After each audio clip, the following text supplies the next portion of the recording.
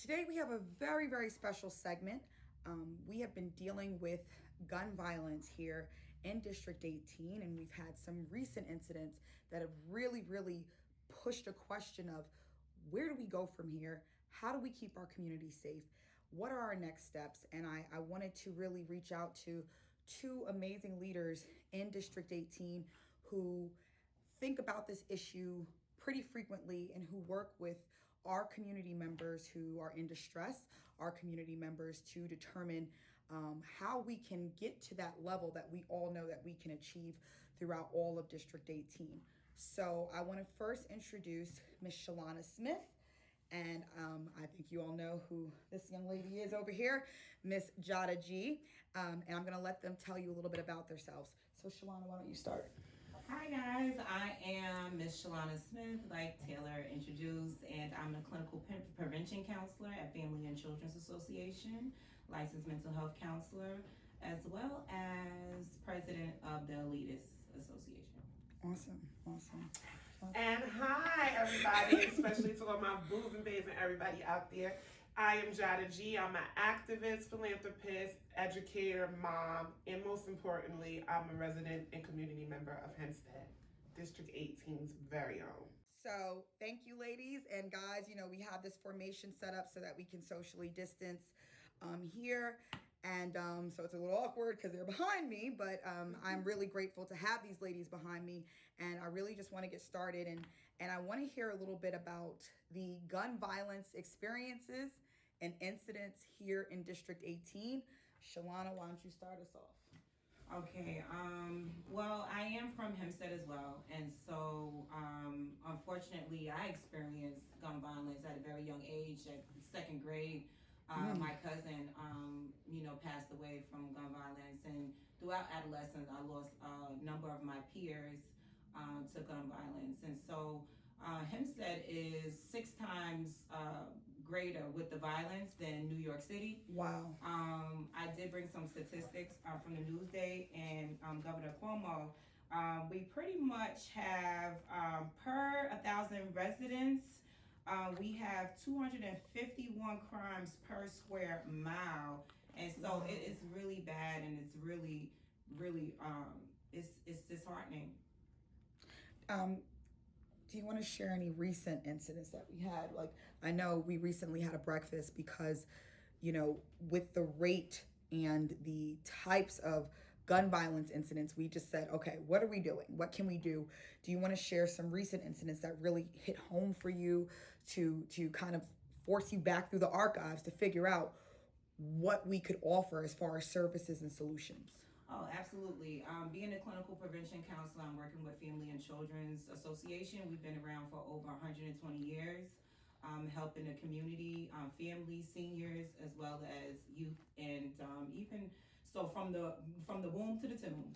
Wow. So the womb to the tomb. I've never heard that expression, but let me tell you, we can use all the assistance. And I'm really happy that we do have prevention counselors here, that there are resources set in place to ensure that our families do have some support, because, you know, there are definitely a lot of families that could use that support throughout different areas of District 18. So, John, I'm going to ask you the same question. Will you please share some of your gun violence experiences that you've encountered personally? Well, unfortunately, there are almost too many for me to think about. Okay. And be it personal, be it professional as an educator, be it a resident on a block that is notoriously known for crime and nefarious actions.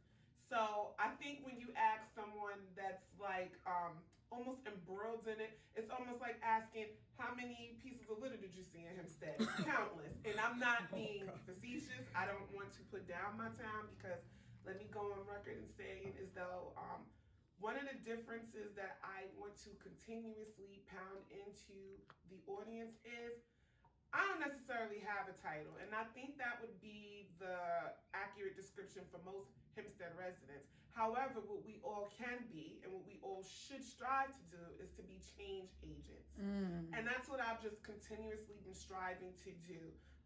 My story isn't that much different from many residents in Hempstead, be it if you live on a block that has multiple gunshots or if you've been on a block that is relatively quiet, you're still affected in some way. And I think that now, more than ever, is the time where there are so many residents who are tired of being sick and tired and are ready to make positive, impactful change. And that's what we're doing. You have given me a lot to think about.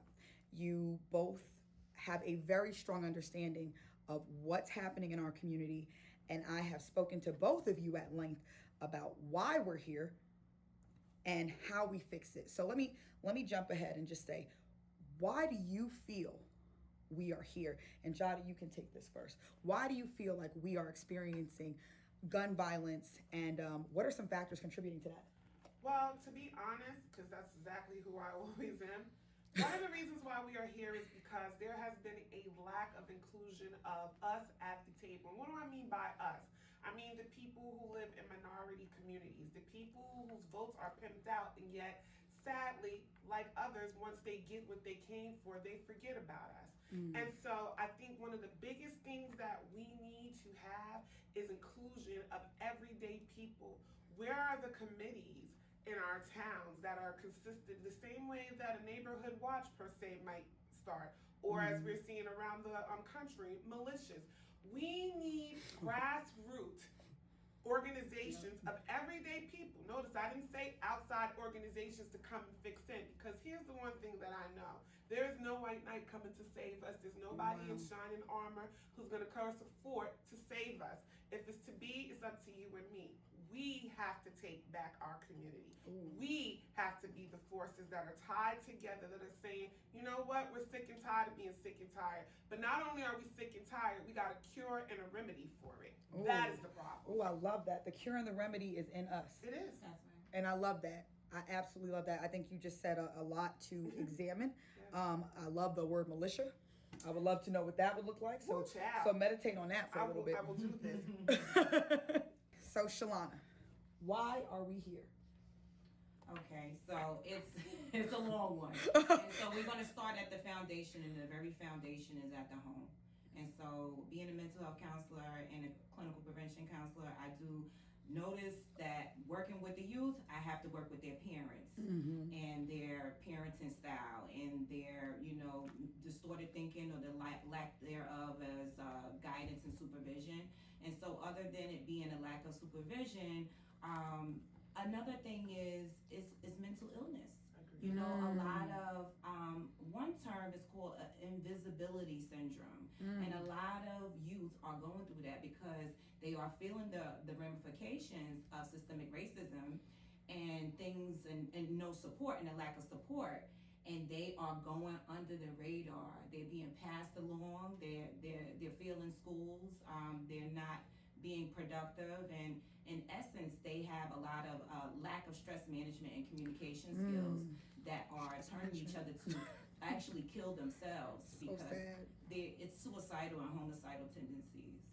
And what I'm hearing from you is a phrase that I became very familiar with, which is historical generational trauma. We're sitting with this trauma. I agree. And PST. Don't forget that. We often talk about our veterans and people who are in climatic war situations and how the ramifications of war tears apart generations in the country. But what do you think it's doing to the poverty and the ghettos and the underprivileged neighborhoods in America? Not just in Hempstead. This is a nationwide problem. There is, and going back to what Shalana said, systematic racism along with lack of resources, coupled with mental illness. So all of these traumas put together would give any person PST, which is post-traumatic stress disorder. There's a common phrase that says, when the world catches a cold, Black America catches pneumonia. And we are in a pandemic, but we've been in a pandemic-like state for many, many years. And I would do one better. Sometimes, in this line of business, I'm always being questioned, but I'm going to ask a question to many of not just our residents, our legislators. What does it say when you have these communities that are struggling, that have children who are going to school with seeing murders, with seeing gunshots, having to walk through crime tape, and you want them to be able to go live and be the best that they can be, and meanwhile they're living in hell. We have to change the rhetoric, we have to change the mindset, and we have to change the conversation. We have to move away from a woe is me to whoa, y'all better watch out because we're on the rise. Yes, out the victim state, and a lot of what has been said is post-traumatic slave syndrome. Oh, and so we are. Yes, I'm reading that book now. Oh yes, by Dr. Joy Leary. Yeah. Definitely coined that term. And so a lot of different services that I provide as a prevention counselor.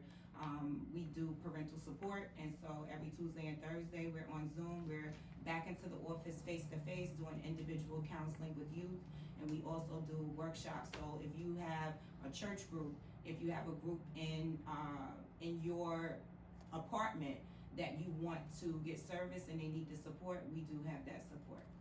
Talking about the services that are provided for parents as well as children, I think that is so wonderfully needed and so important.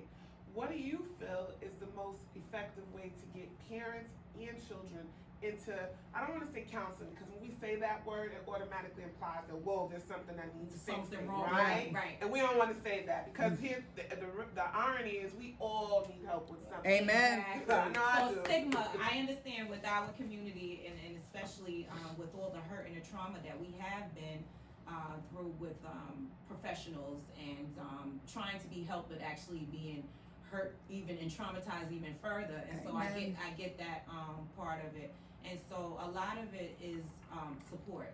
I did a research experiment when I was in undergrad school. So Panther Pride for Old Westbury. And so when I was in undergrad, I did a research experiment called Success Post Incarceration. And so I was able to connect it to the community, and I was able to go in a highly volatile area and actually survey some people that was formerly incarcerated, broke them up into violent offenders and narcotic offenders, and we found that the violent offenders who served longer sentences, they received resources. They received vocational and educational training, which post-incarceration gave them the resources to be successful, whereas narcotic offenders, they are in and out, and so 8 months, which is the county bullet, is what they say is a year, and 8 months they're right back into the streets. And so we have to educate them and give them resources, but the number one thing that separated them from being successful post-incarceration was support. And support is the number one factor. If the kids feel like we don't care, they don't care about us. And that support from the community, families, school districts, just that multi-level support, right? That's right, collaboration. Okay. So ladies, these are usually very pointed segments because unfortunately the human attention span has decreased over the years. So we're gonna play a little game called In an Ideal World, right? So in an ideal world, you wake up tomorrow and you are queen of District 18. So you are able to pass any law, you are able to fund any initiative, and everyone has to do what you say. Jada G, how do we decrease or just stop gun violence in this district? Well, let's first go to the queen, because I love being a queen for the day. I'm glad you picked me first, Nadia. First, just to hone on it, before you can tell someone how much you know, you have to show them how much you care. Ooh. So we need to first make sure that we are attacking whatever strategy or plan we're going to bring forth. It has to be done with compassion and empathy. My dad used to have this saying all the time that I say to this day, and he would say, show me a man with no shoes and I'll show you a man with no feet. So that just goes to show you that everyone is fighting individual fights, but we have a collective fight, right? We live in a village, and the African proverb says what? It takes a village to raise a child. Well, I want to ask my village, how do you think we're doing with raising our children when we have young men who are being killed broad daylight in the streets, where we have mothers who are burying their children way before their time, where we have a quality of life where our young professionals are moving away instead of coming to a bustling, thriving district. They're getting their degrees and they're going forth and taking their talents into the world. So how well are we doing with our village? Now, here's the thing. We can all sit and harp on what's bad. I mean, we all can see it. But I choose to see the glass is half full. What can and what will we do to bring forth change? I'm going to tell you. The first set of changes that I would immediately implement is I would take a very hard stance on crime and as well as punishments. I've talked with legislators, Taylor, you being one, about some of the laws that I would like to see implemented. I would also take a hard stance on making sure that we have code enforcement and law enforcement who, I don't want to just say that they don't do a good job, because I think that's unfair. And sometimes, and especially in the climate that we're living in, everyone gets lumped together. Everybody's a part of Black Lives Matter if you're Black. Everybody's a bad cop if you're cop, and that couldn't be further from the truth. So what I would like to be able to do is to be able to let the police officers of Hempstead know that they not only have someone who is supportive of their work, but I would like to lay out a comprehensive plan on how we're going to do this. So many times we'll say things like, oh, they need to put the guns down here and pick up the books. Well, you know what? As much as I would like to live in that utopia land, I know that guess what? I might tell you to put down the gun. You might not know how to read the book you're picking up. So how much am I helping you? So we need to make sure that we are bringing resources that are not just going to be because it looks good, but because it's going to actually do something good for the community. The second part of that, which I've already talked about, is I think it is extremely important and imperative that we start to form committees based by people, right? If we're going to use that word democracy, for the people, by the people, we got to have the people be a part of making sure that they are the plan that's going to fix up this town. Well, what does that look like? We need a committee to make sure that we have a neighborhood watch.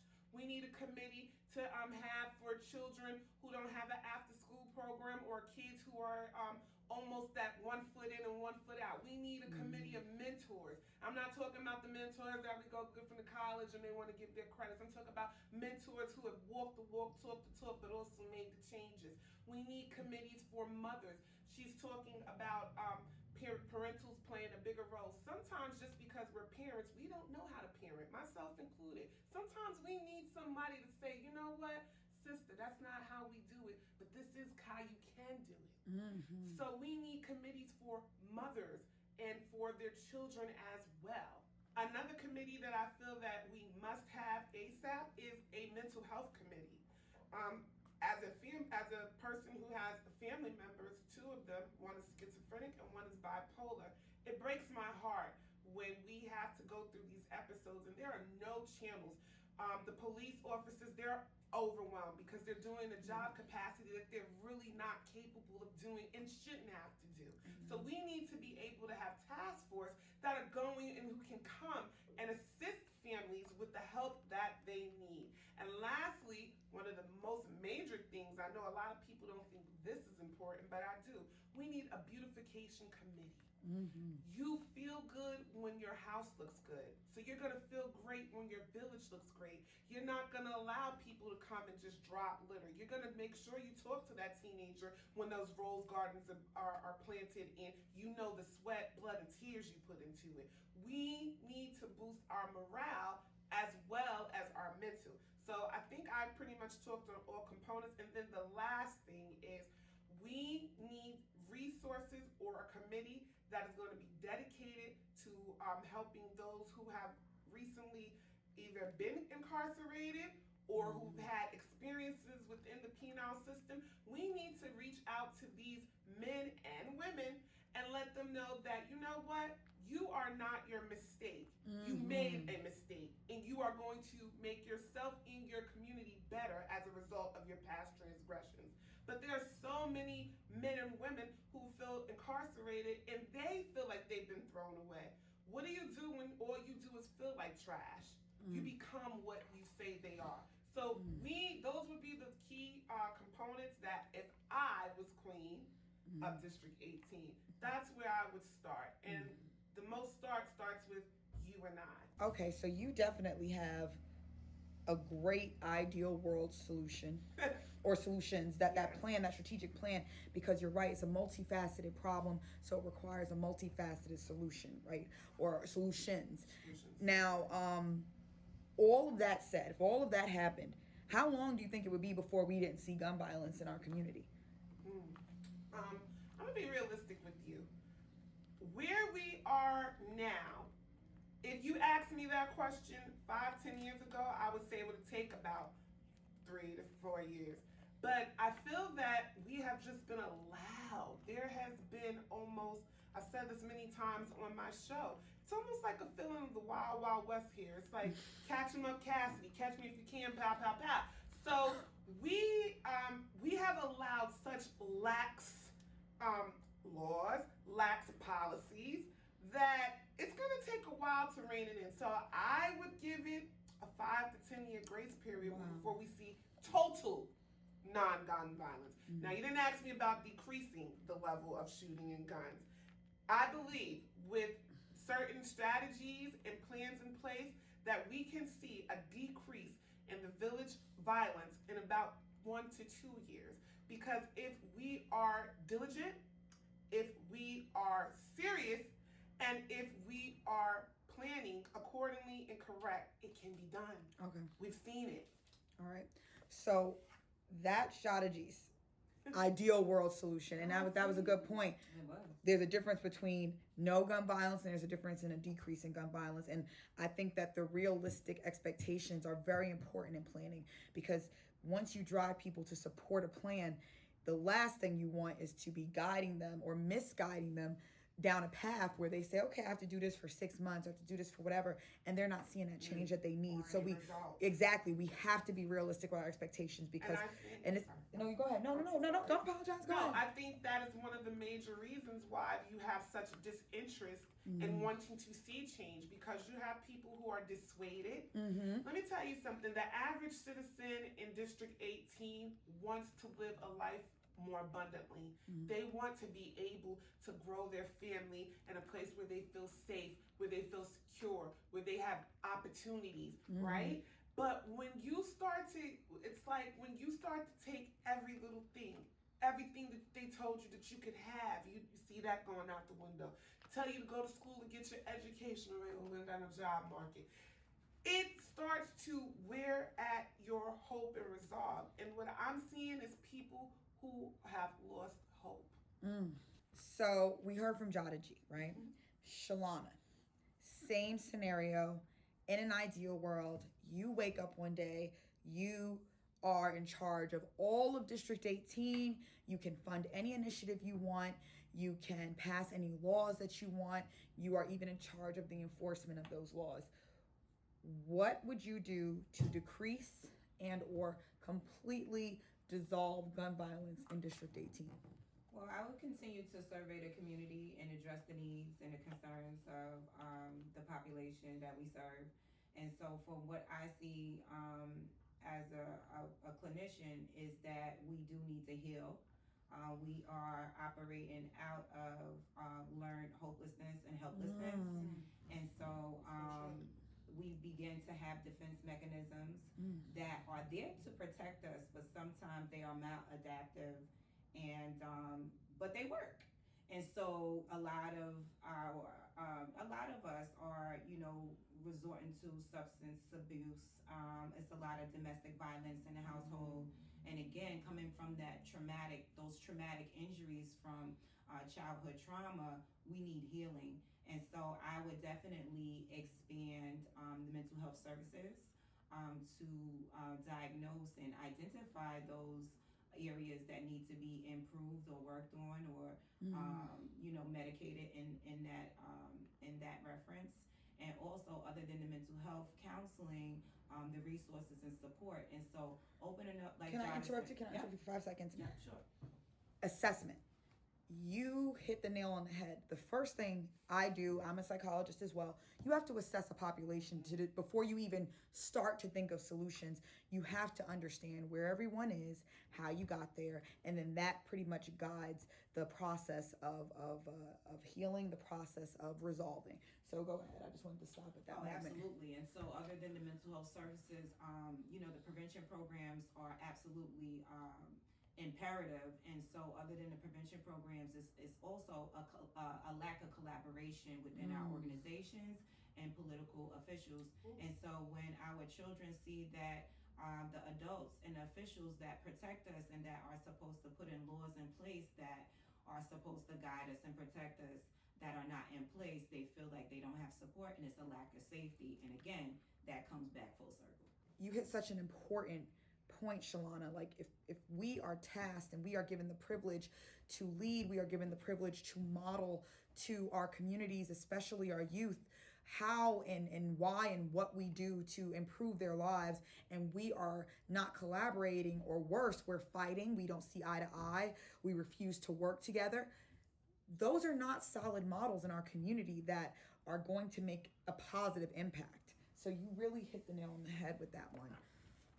Yes, absolutely. And so being independent and being neutral, I've always been on the sides of kind of looking, like Jada said, we have to be optimistic, and it's so easy for us to fall in the pessimistic and be hopeless.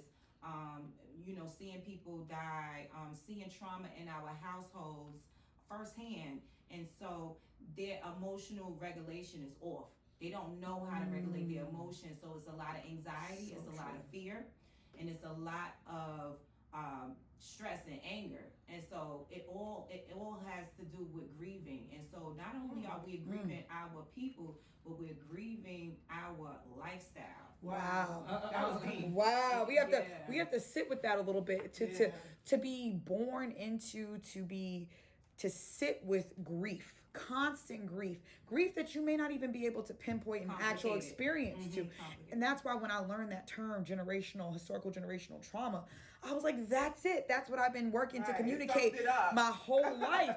Where, you look at your family member, and I have some family members where, born in the same household, and one of them is off to the races. They can actualize anything that comes to their mind. They are excelling and thriving.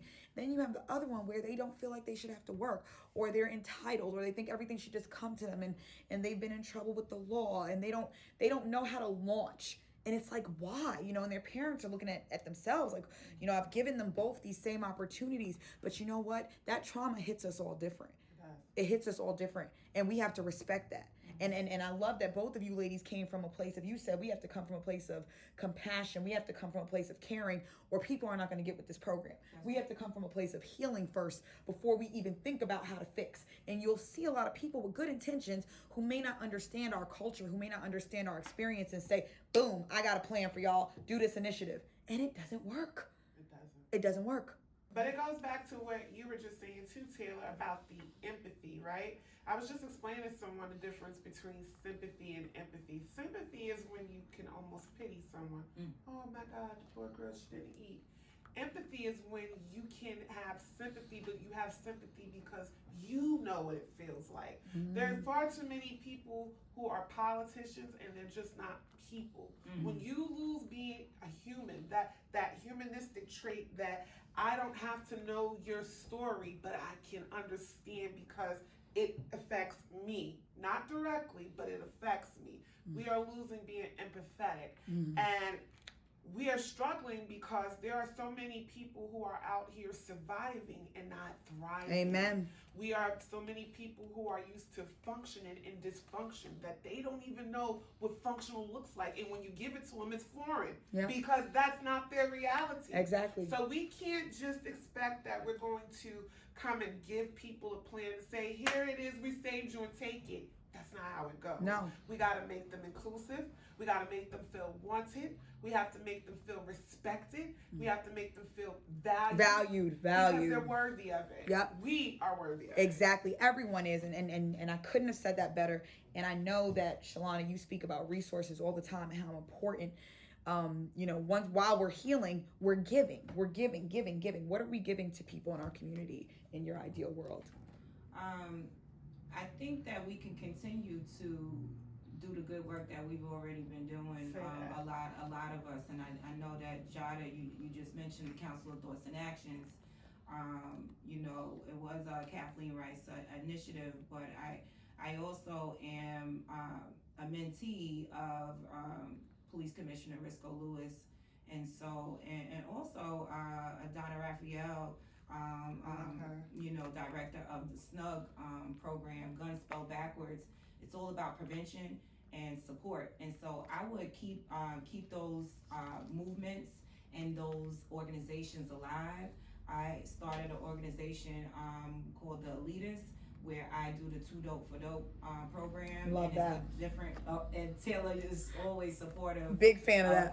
The community initiatives, and so support and resources and mental health services for sure. I want to hear a little bit more about the Kathleen Rice initiative. So I actually was working with Boys and Girls Club. Shout out to Boys and Girls Club of America. Yes. I used to be a coordinator for them, and in fact, we need to bring back Boys and Girls Club of America in Hempstead. That's another story, another time. She actually got a lot of different organizations within the community to all come together, because this was a time where we were seeing a very, very high spike of violence, a lot of deaths, a lot of murders, a lot of robberies. And basically what they did was they targeted one particular part of town where they saw the most crime issues were taking place, and they basically, not only did they shut down the violence, because there were a lot of people, unfortunately, when people know of a place notorious for certain things, i.e. Illegal sex, drugs, violence, guns, unfortunately, there's going to be people who come and drive through like it's a McDonald's, and that was what we were experiencing on 100 Terrace Avenue. And she took that initiative and said no more. But what I liked that she did was, I'm not only going to come and stop the violence, I'm going to help the people who want to change, who have not been able to gain access. Again, those people who were incarcerated, who have felonies, who might have just came home from a jail offense. She gave those people jobs. She gave them job training. She gave them resources for apartments. She did a lot of things where it just wasn't cleaning it up. Because we can clean up something, but that doesn't mean it's going to go back to being dirty. It's just like a house with children who are unruly, who don't follow rules. You cleaned all day, and next minute you know you went and took a little nap and made dinner. Now the place is dirty again. We can't allow it to be dirty again. We have to be on watch, on task, but we also have to give residents the means to be able to pull themselves up. Nobody wants a handout. We don't want a handout. No. We just want a chance to show you what we have in our hand. Amen. Oh, that's wonderful. Love that quote. We want to show you what we have in our hands. We don't need the handouts. Love that. I'm definitely going to meditate on that tonight. But in meditating on that, Shalana, you and I have spoken about gun violence initiatives that have worked in other places in the United States. Can you share one or two of those initiatives that you think would translate well to District 18? Yes, and so I do know of a curriculum that I've recently learned about during the Solutionary Summit in Atlanta. And so one of them is called Aiming for Change. Now, it's a little bit out of, it's a non-traditional type of curriculum because, again, like I said, I'm coming at it as a neutral and independent type of party. But when I learned that Aiming for Change it actually brings in values and teaches about manhood and womanhood and healing and mental health illness. But the guy that runs it, the director, Eric Dixon, he's also a retired police officer.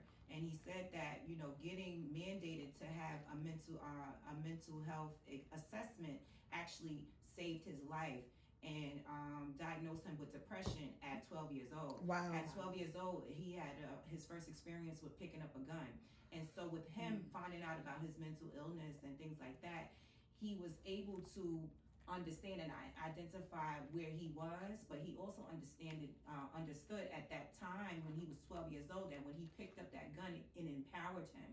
and it actually releases depression. Now, guns, what I heard that saying, guns don't kill people, people kill people.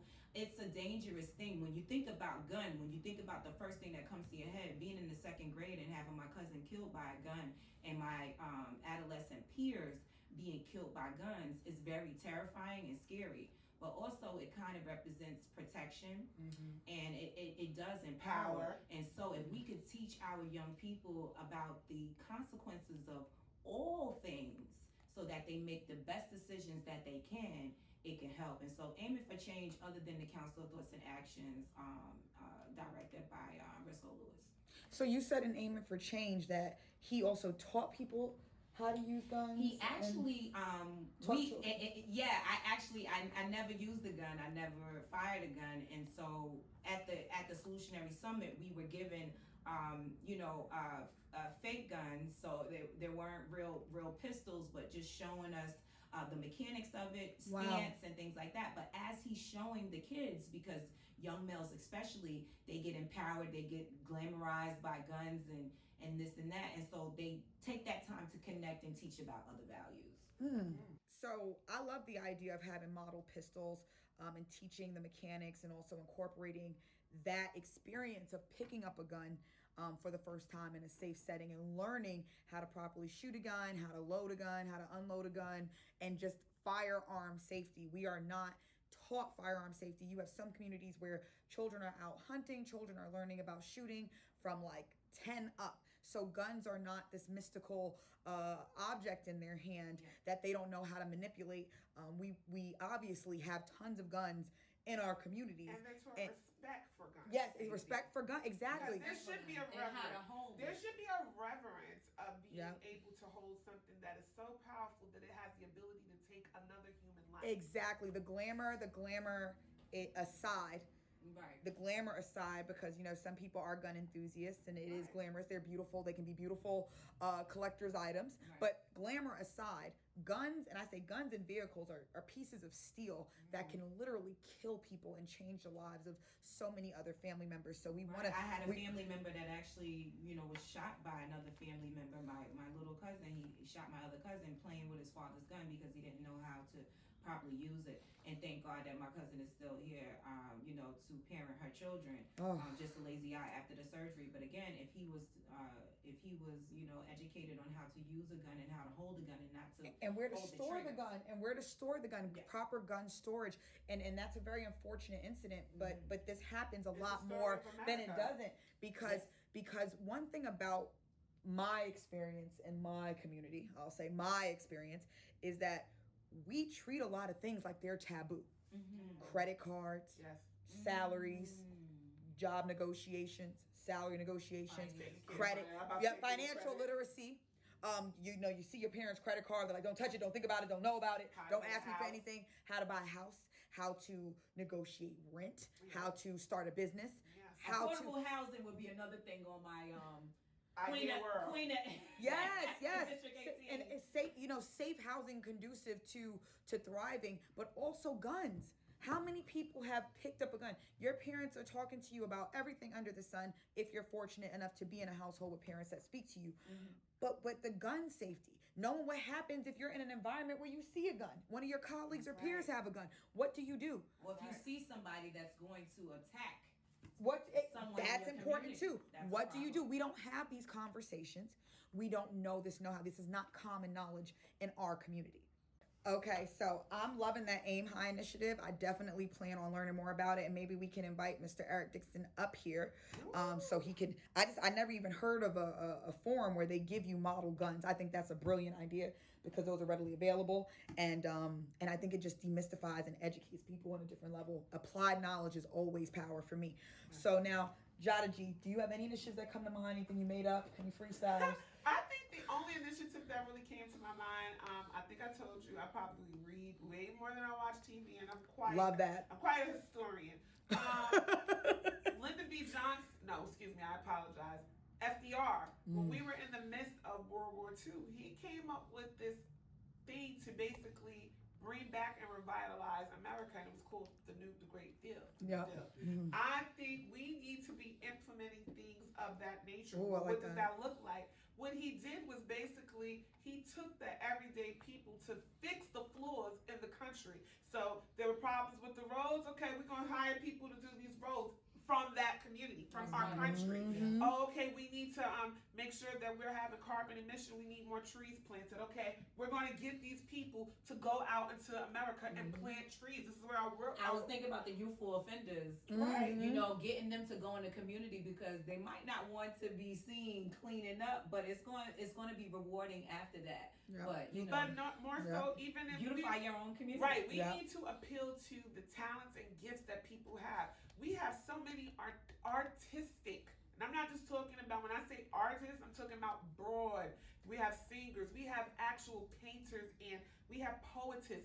We have so many of our brightest and our bravest, and we need to be able to utilize these people. So that's the initiative I would go with. I would go with more of a feel of fulfilling the flaws and the issues of the community, and it would be served and rectified by the people. I love that. With the pain, where the issues are, lies the healing.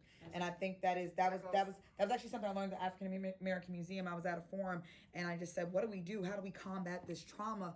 And he said, yeah, the trauma's inside of us, but the healing is also inside of us. The healing is. And that gave me serious hope. So maybe also giving purpose.